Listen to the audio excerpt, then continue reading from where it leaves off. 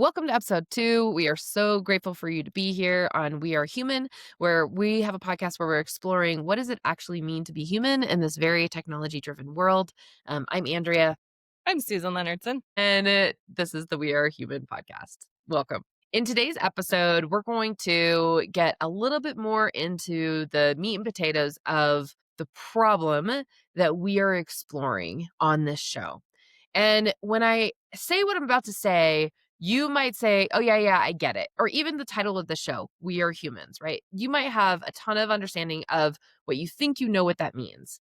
But from where we sit, we feel like the deeper we go into trying to understand what it means to build technology solutions and build marketing solutions that connect with humans, sometimes we get further and further away from it. And that is the problem that we want to dive into. Even more specifically, Susan is amazing at marketing, way better than I am. And marketing uses all of these techniques of, manipulation, but in a good way, to try to tap into human desire and get people to make a buying decision.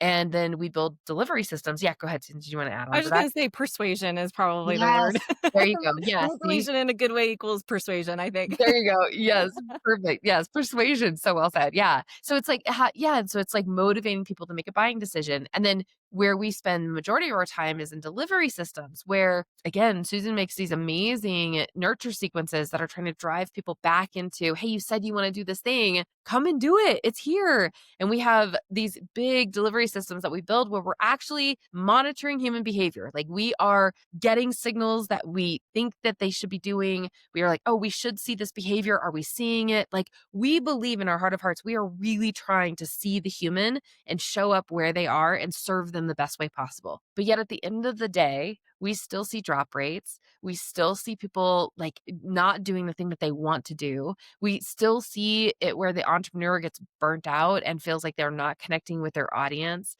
We still see all of these things despite all of what we know about what it means to be human and connect with humans. We still fail at it every day.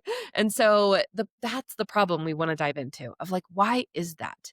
And is there even anything we can do to get a little bit better in terms of seeing a human and serving a human and building for humans and genuinely connecting human to human? And what does that look like? Yeah. So that's kind of like what is in our day to day, what we do and observe. And I'm gonna just zoom out a little bit because that's Yeah. us. That may not be you. Yeah. And the other stuff that we're seeing in kind of the world is that we know that every industry eventually, if not already, is going to get touched by the advancement of technology and AI. And actually, it was just I was talking to someone yesterday who was like, "Well, my so and so son, husband, I forgot who they said, is in construction," and I'm like, they might be on the tail end of being affected, but I'm pretty sure there's going to be a way that they're affected. Yeah. There's like designing and drafting, and they might need to know how to do something, like with the plans of whatever it is that they're building, right? Or know how to manipulate it quickly on the fly with AI. Like, who knows, right? Like, I'm pretty sure everybody's gonna get hit, like touched by it. I also was having another conversation with someone who's in the education space. Mm, And actually, Andrea and I were just talking about this the other day of how, like, I have 3 kids. Andrea has 2 nephews. Um, so we see kind of how our family is affected by the education system. And right now, they are very, very reluctant to bring on, even open the doors to the possibility of allowing students to use AI. And this is crazy. generalization. I know Yeah. that there's some that are like embracing it and figuring it out because they can see what's happening and that it's unavoidable. But largely the educational system is like they're putting up firewalls, they're putting up blockers, filters, it's banned, right? And we know that that's going to hurt them in the end. Yes. Yeah, Yeah. it's doing the students a disservice because this is where the world and industry is going. We hear from our mentors all the time in the entrepreneur space. If you are not doing something in your business with AI and starting to learn how to integrate it in the next 6 months to 12 months, you're probably going to be out of business.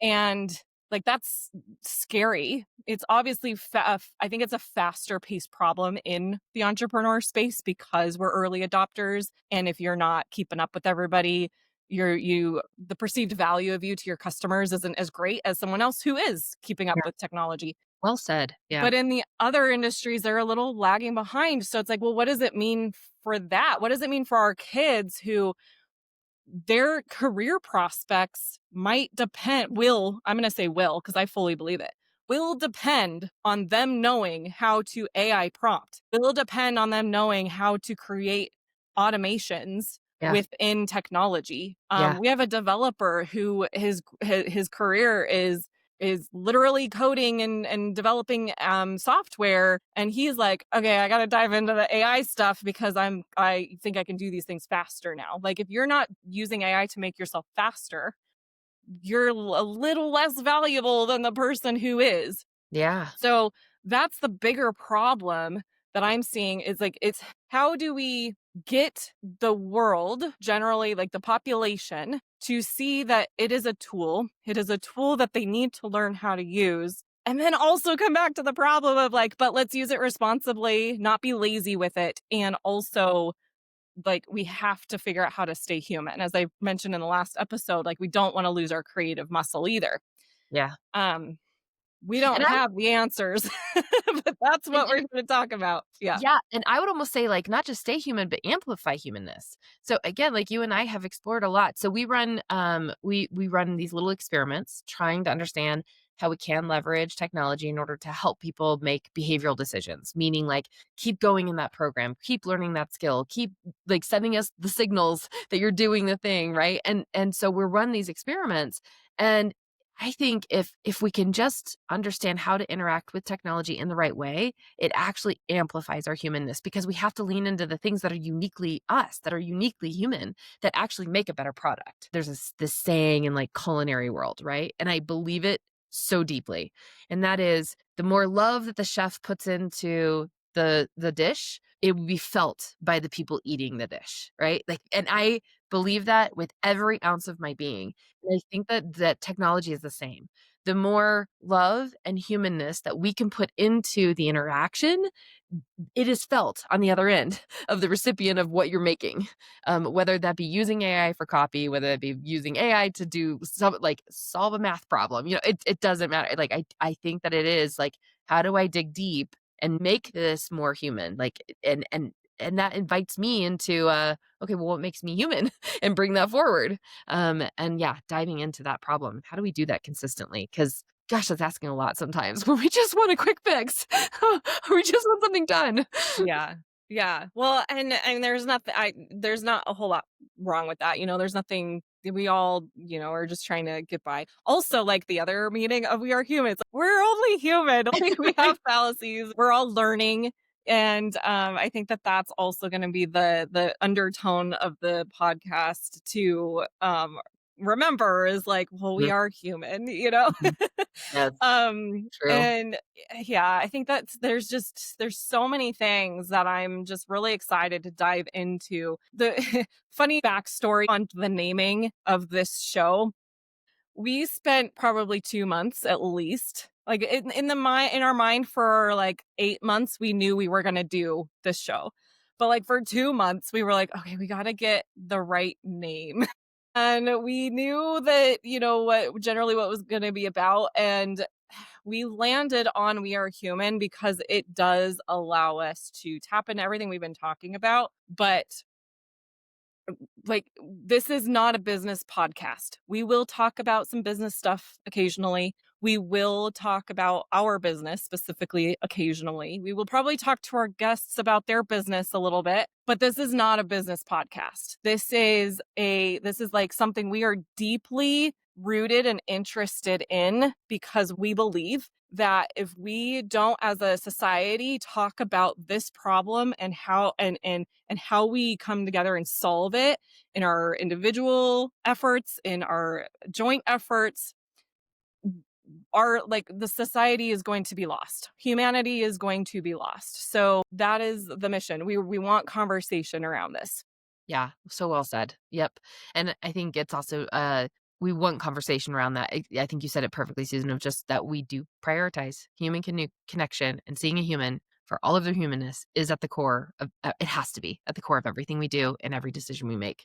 And that's not just the other, that's also our own humanity. And Yeah. that's, so fundamental. Yeah. We'll probably get into some episodes where we're talking like a little more personal. Yes, yes. Andrea and I have this like really awesome communication style because we know who each other is like in a values level, but in like personality level. And it's like it's just my like we'll talk about some really cool frameworks that we've learned too about it's just my I don't even know what my Enneagram one is, but you do, you know. And that is what like that helps us understand each other more. And so that definitely will end up being part of it. Okay, so episode 2 is a wrap. We are grateful that you've been here. In the next episode, we are going to talk more about things that we use in our journey in this space, and how we kind of operate and what we're doing to, I think, personally stay grounded and stay, connected with our clients, our family, our ourselves in this world that we're in. And we'll dive into that into the next episode. So subscribe if you want to keep joining us, and we will see you then. Stay human, stay connected.